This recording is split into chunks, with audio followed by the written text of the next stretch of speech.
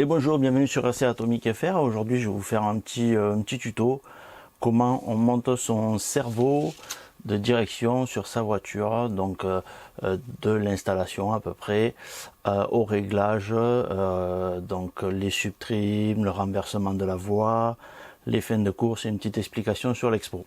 En premier, ce qu'on fait, c'est qu'on vérifie le sens du cerveau, c'est-à-dire que quand le volant tourne à droite, la radio, la voiture va à droite ou va à gauche.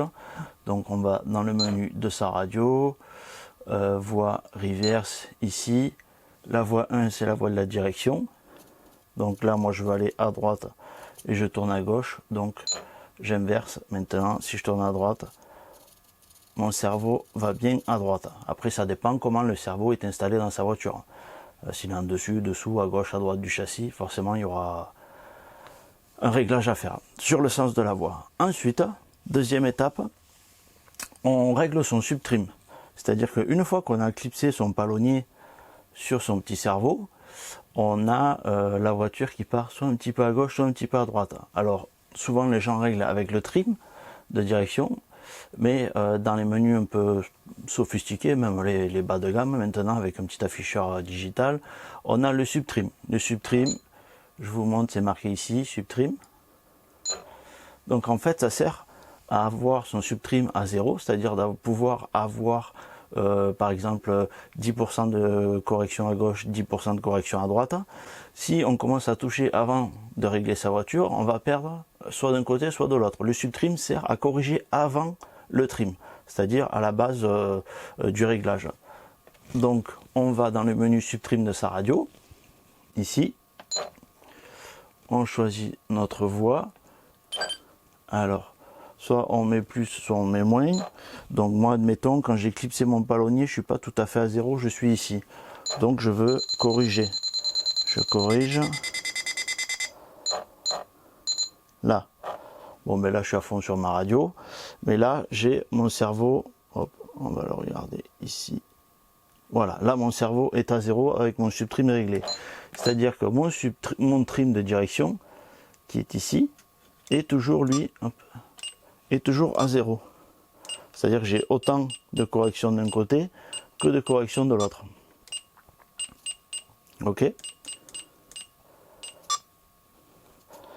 Donc une fois qu'on a réglé son subtrim et son sens de cerveau, il nous reste à régler les fins de course. Alors les fins de course, c'est hyper important parce que c'est la butée à droite et la butée à gauche du maximum du châssis. C'est-à-dire que chaque châssis est différent, chaque cerveau est différent, chaque longueur de palonnier est différente. Donc si vous avez un palonnier long, il faudra une petite course. Si vous avez un palonnier court, il faudra une grande course. Donc il faut se méfier de tout ça. Avant de mettre des coups de volant partout, on baisse ces fins de course pour éviter de venir en butée de cerveau et d'abîmer son châssis ou son cerveau, parce que souvent c'est ce qui arrive. On monte un petit cerveau, on essaie, clac clac, on met deux coups de volant et on tord les dents du pignon. Donc ce qu'on fait, on va sur sa radio, on va dans les fins de course ou les butées ou les endpoints, selon les radios, il y a plusieurs termes possibles. Et on a sur notre direction les butées. Donc la butée gauche, ici par exemple, je suis à 59, mais si j'ai besoin d'un peu plus, je rajoute. Donc je vais aller jusqu'à 100, ici. Ensuite, on va aller à 100 à droite. Et là, en fait, on règle ça en fonction de son châssis. C'est le châssis qui va déterminer le châssis ou le bruit des cardans. Moi, je mets un petit peu de gaz, je tourne ma direction et j'augmente ma courbe de mes fins de butée. J'augmente petit à petit jusqu'à ce que j'entende un petit grésillement au niveau du cardan. C'est que là, je suis au maximum de ma direction. Je n'irai pas plus loin, quels que soient les autres réglages que je vais toucher par la suite. C'est vraiment la fin de course. On n'y revient plus une fois qu'on l'a réglé. Donc là, je me mets à 100. Alors, ensuite, une fois que vous avez fait les fins de course à droite, fin de course à gauche, il se peut que quand on pose sa voiture sur la piste, elle ne fasse pas des ronds identiques dans un sens que dans l'autre. Là, pareil, je mets un petit peu de gaz, je fais un rond côté gauche, je regarde quel est le rond le plus petit entre le rond gauche et le rond droit. dans le sens droit ou dans le sens gauche, et je baisse celui qui fait des ronds trop petits pour m'adapter au rond qui est un peu plus grand, pour éviter d'aller au-delà des butées que j'ai déjà pré-réglées. Donc je rebaisse mes butées pour pas aller au-delà de ce que j'avais mis, afin d'avoir 2 ronds identiques à gauche et à droite. Ça, c'est la base. Comme ça, là, vous avez une voiture qui va droit avec le trim à 0, des butées à gauche, des butées à droite qui évitent d'endommager le cerveau ou sa direction, et des ronds identiques de gauche à droite. Ensuite, une fois que vous avez réglé ça, sur la radio, il est possible de régler le dual rate. Alors le dual rate, c'est souvent en dessous de la radio, c'est double débattement. Donc en fait, ce double débattement vous donne par exemple 100% à gauche, 100% à droite de ce que vous avez déjà pré-réglé, mais si vous baissez à 50%, vous allez tourner que de 50 à gauche, que de 50 à droite. C'est-à-dire que s'il y a trop de direction pour votre piste, vous pouvez diminuer. Ça diminue les 2 débattements ensemble, gauche et droite. Ok. Ça, c'est le dual rate.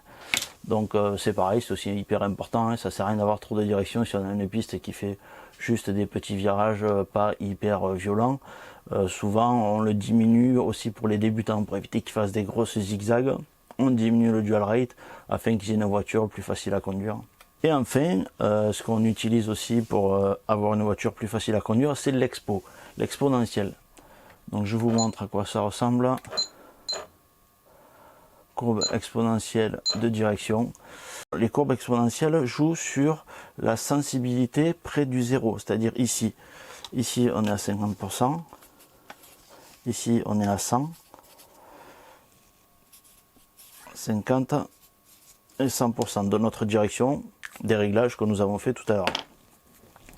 Donc en fait, si je tourne à fond, je vais à fond. Là je suis en butée de direction, on peut le voir sur la radio ici. Là je tourne à gauche, j'arrive à fond, je tourne à droite, j'arrive à fond. Mais ici, près du neutre, à peine je touche le volant, ma voiture, elle fait des zigzags. Donc je peux lui mettre de l'expo. Donc par exemple, si je diminue, regardez ma courbe, comment elle bouge. C'est-à-dire que là, quand je touche ici, on voit que mon cerveau ne bouge pas, mais je conserve quand même mon 100% de ma direction, comme vous pouvez le voir sur le cerveau. Donc c'est-à-dire qu'au milieu, ici, ma voiture n'est pas très sensible à la direction, donc je peux facilement la contrôler à haute vitesse, mais ça n'empêche pas que j'ai toujours le même angle de braquage gauche et droit. Donc ça permet de diminuer la sensibilité ici près du neutre sans enlever de la direction. Si je vous mets dans l'autre sens, donc en général c'est en moins sur les radios, si j'inverse la courbe, c'est-à-dire que près du neutre, je vais avoir des grands mouvements. Regardez, hop, à peine je touche le volant, c'est hyper sensible, c'est inconduisible. Là vous avez une voiture qui fait que qui va dans tous les sens. Donc on conserve toujours nos 100%, sauf qu'en fait c'est plus souple en fin de volant qu'au milieu. Et au milieu c'est juste hyper sensible, donc c'est hyper inconduisible. Donc en général en expo, souvent on est entre moins 20, voilà, moins 20, moins 30, moins 35, ça dépend des voitures, ça dépend des pneus, ça dépend de la piste, ça dépend de pas mal de paramètres, hein, c'est au feeling, hein, c'est au moment où on conduit, où on essaie la piste, qu'on peut enlever, rajouter un peu d'expo. En général on reste dans les mêmes valeurs, chacun a ses petites habitudes.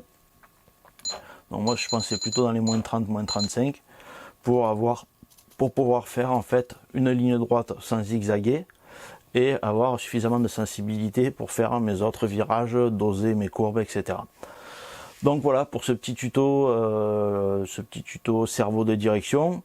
J'espère que ça vous a plu, que c'était clair, que tout le monde a compris. Si vous avez d'autres questions, si vous voulez que je fasse plus de détails sur certains points, vous me le demandez en commentaire, je le ferai avec plaisir. Et puis je vous dis à bientôt pour de prochaines vidéos sur RC Atomic FR. Salut!